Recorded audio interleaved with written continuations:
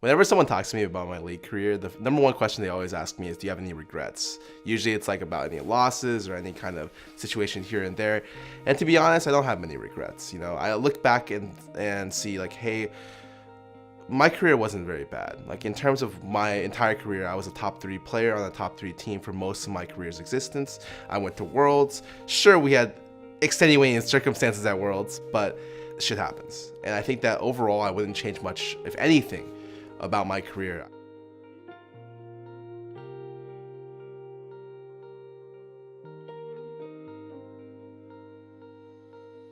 So back then, it felt like, because it was the Wild West, right?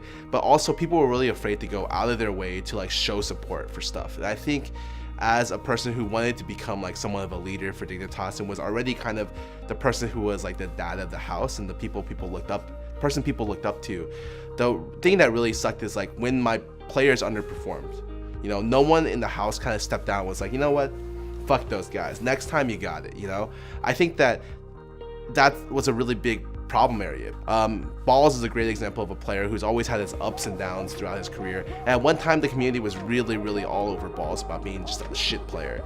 And you know what Hai did? He went on Twitter and was like, fuck those guys. Balls is great, you guys are stupid. And I think at the time, no one else is willing to go and do that. It's something that you tend to learn as you get older, like how much it matters to really just show that you care.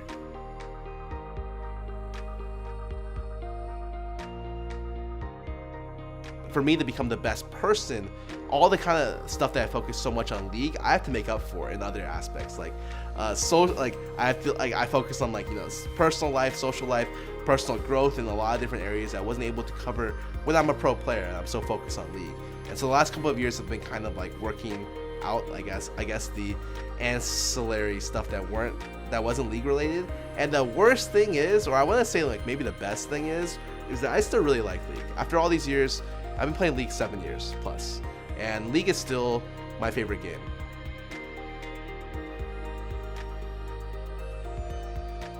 When I first ended my I guess career after a coach, I got an offer from a Chinese streaming website to stream on a big platform there, and they were offering me a lot of money, like 6-figure yearly contract, something that at the time blew my mind, because this was like 5 years ago.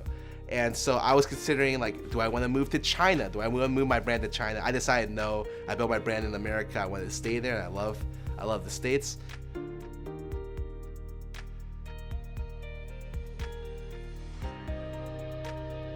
I think the biggest thing from now to, I guess, when I was a pro player is the idea that I have more free time to work with. And so what do I do with that free time? I can pursue hobbies like reading. I think right now I read a lot. I'd say I read about like 2 hours a day, give or take. And I think that that's something which like I really enjoy. And on top of that, I'm able to start stuff like OfflineTV. I'm able to kind of create a side projects that I wasn't able to do.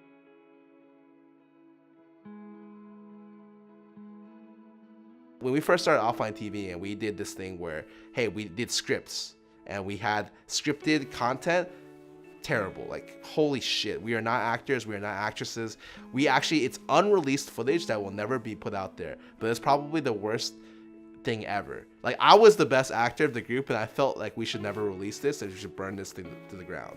It's a very defined talent to be a professional League of Legends player, just like it's a very defined talent to be a streamer. I think there's this idea that because you can stream, because you're on camera for 9 hours a day, that you're a great actor, or you're great on camera, or you got like sick personality, or like you're good at games. None of those things are actually required to be a streamer.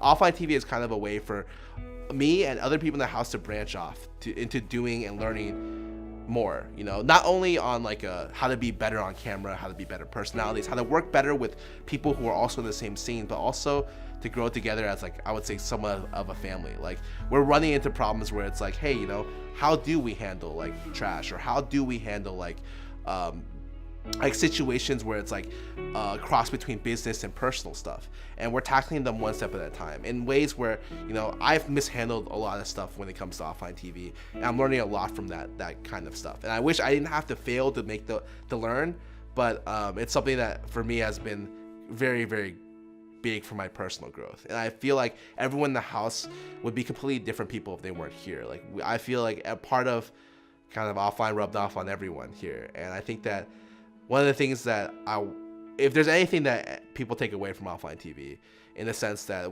if there's a point in time where everyone kind of departs and branches off, because for the most part, I don't expect people to be here 10 years from now, right?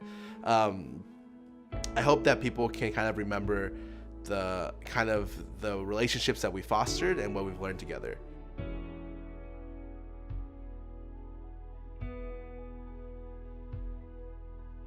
If offline TV just dissolves right now, everyone that I work with just disappears, and the home disappears, whatever, what ends up happening? Well, I can confidently say I've learned a lot, not only on a business level, but also on like a friendship level, like understanding the scene, understanding the scope of the space, way more than I would have done in any other way.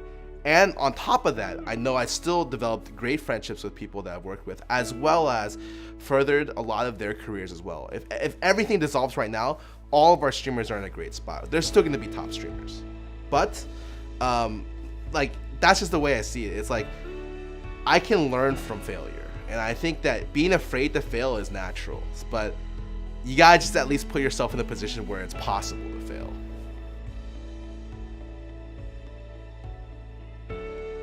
I'm learning as I go, and I hope that, like, as I learn and as I take people with me on this trip, that, you know, I keep doing what I do to positively influence other people, because in the end, that's the number one thing.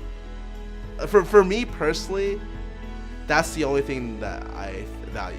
The number one word, the highest words of praise you can give me are the fact that, hey, you made a positive influence in my life. Hey, you know, you made me happy. Because, you know, for me, happiness is the most important thing. So if someone's like, hey, you made my day better, hey, you made me happy today, really, can I ask for more?